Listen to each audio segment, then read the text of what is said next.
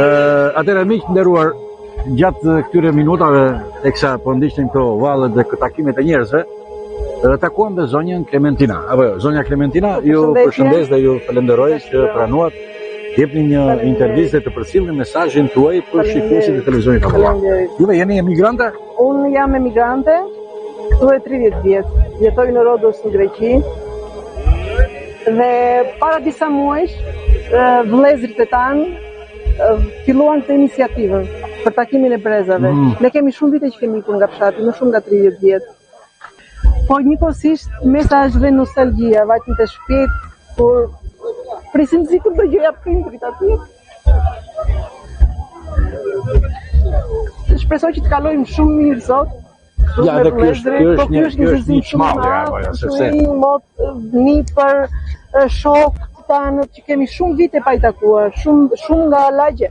Ime që jam rritur me ta, i kisha takuar që në dasmën time. Edhe i takova sot. Nuk përshkruhet, jam shumë emocionuar, nuk përshkruhet gëzimi. Dhe shpresoj dhe uroj që kjo ditë mos shuhet asnjëherë, të vazhdoj çdo vit. Atëherë po flasim me Zotin? Arsen Palaj. Atëherë Arsen, ju falenderoj për fjalën tuaj. Keni një mesazh për ta? Ky është mesazhi i mirë, është për gëzues, për të gjithë banorët që kanë ardhur këtu, banorët e fshatit Masha.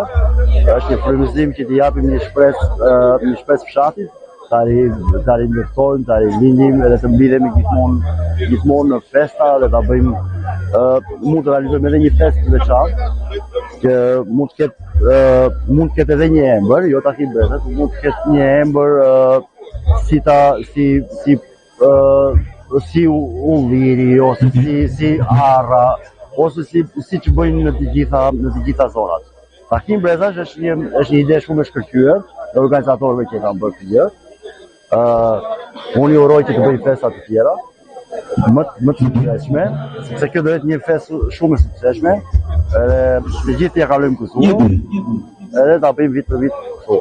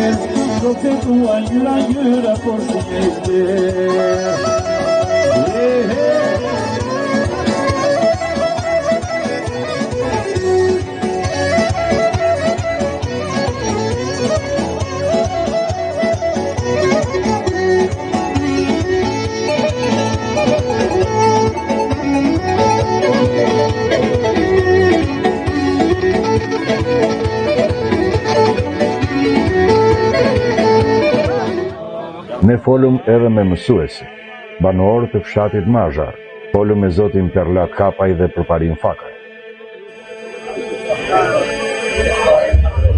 Ne kemi jetuar dhe kemi punuar, edhe jemi që të dy, se kemi i marrë edhe me edukimin e fëmijëve. Të gjithë këta shikon këta të rinjt janë ish nxënësit e mi.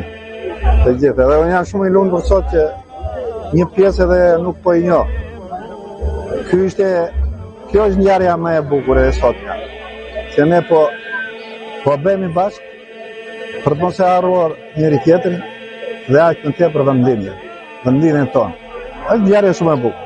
Ne jemi përkushtuar kësaj ngjarje të gjithë, edhe ne intelektualët, po sidomos ta djemtë të fshatit, Edhe jemi shumë të lumtur sot që me këtë pjesëmarrje kështu që do japim një mesazh shumë të fortë për të rinjt tanë, të mos harrojnë këtë vendlidhjen dhe të njihen me njëri tjetrin kudo që janë nëpër botë, të lidhen ashtu siç kemi qenë ne, gjyshrit tanë, prindrit tanë, ne, fshati jon, unë do ta përmend dhe aty.